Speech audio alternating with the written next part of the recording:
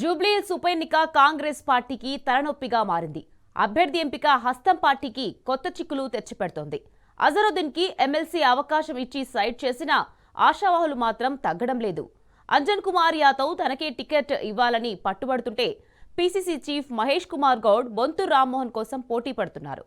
మొత్తానికి జూబ్లీహిల్స్ అభ్యర్థి ఎంపిక కాంగ్రెస్ కు చిక్కుముడిగా మారిందంటున్నాయి గాంధీభవన్ వర్గాలు. జూబ్లీహిల్స్ ఉప ఎన్నిక కాంగ్రెస్ పార్టీకి రోజుకొక సమస్యను తెచ్చిపెడుతోంది. ఉప ఎన్నిక బరిలో నిలిచేందుకు నియోజకవర్గ ఇన్ఛార్జి అజరుద్దీన్ తీవ్ర ప్రయత్నాలు చేశారు. టికెట్ కోసం అధిష్టానం పెద్దల వద్దకు వెళ్లడంతో పాటు ఎలాగైనా తనకే టికెట్ ఇవ్వాలని సీఎం రేవంత్ రెడ్డి పైన ఒత్తిడి పెంచారు. కానీ అజరుద్దీన్ క్యాండిడేట్ అయితే కాంగ్రెస్ గెలవడం కష్టమని భావించిన సీఎం రేవంత్ రెడ్డి అనూహ్యంగా గవర్నర్ కోటాలో ఎమ్మెల్సీ పదవి ఇచ్చి ఆయన్ను సైడ్ చేశారు. ఎంఐఎం మద్దతు ఉండడంతో నవీన్ కుమార్ యాదవ్ వైపు మొగ్గు చూపారు ముఖ్యమంత్రి. ఎన్నికలకు సన్నద్ధం కావాలని నవీన్ కు అంతర్గతంగా సూచించారట రేవంత్ రెడ్డి. ఇదిలా ఉంటే సడన్ గా పీసీసీ వర్కింగ్ ప్రెసిడెంట్ మాజీ ఎంపీ అంజన్ కుమార్ యాదవ్ జూబ్లీహిల్స్ టికెట్ తనకే ఇవ్వాలంటూ డిమాండ్ చేస్తున్నారు. టికెట్ ఇవ్వడంతో పాటు యాదవ్ కోటాలో మంత్రి పదవి ఇవ్వాలని పట్టుబడుతున్నారు. సికింద్రాబాద్ ఎంపీగా 2 సార్లు పనిచేసిన అత్యంత సీనియర్ నేతనని చెప్పుకుంటున్నారు. ఇంతవరకు ఎన్నడూ యాదవులు లేని మంత్రివర్గం లేదని, ఇప్పుడు తనకు ఎమ్మెల్యే టికెట్ ఇచ్చి మినిస్టర్ గా కూడా అవకాశం ఇవ్వాలని డిమాండ్ చేస్తున్నారు.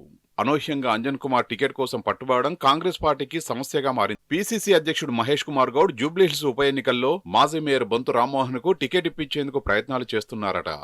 ఇప్పటికే పీసీసీ కార్యవర్గంలో ఉపాధ్యక్షుడిగా రామ్మోహన్ కు అవకాశం కల్పించిన మహేష్ గౌడ్ బై ఎలక్షన్ బరిలో దింపేందుకు అధిష్టానంపై ఒత్తిడి పెంచుతున్నారట.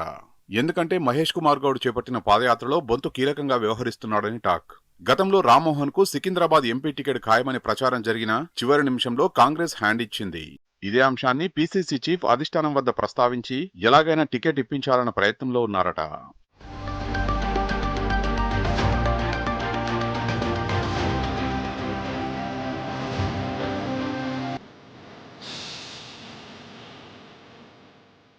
ముఖ్యమంత్రి రేవంత్ రెడ్డి మాత్రం ఎంఐఎం సపోర్ట్ ఉన్న నవీన్ కుమార్ యాదవ్ వైపు మొగ్గు చూపుతున్నారన్న చర్చ జరుగుతోంది.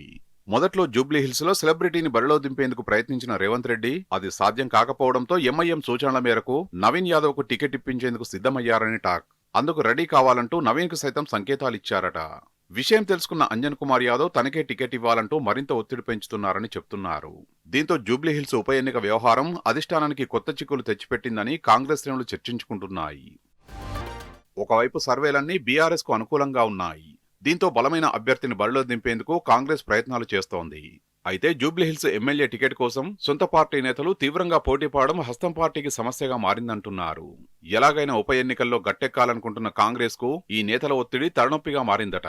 మరి జూబ్లీహిల్స్ ఉప ఎన్నికలో వచ్చే చిక్కుల్ని సీఎం రేవంత్ ఎలా అధిగమిస్తారో చూడాలి.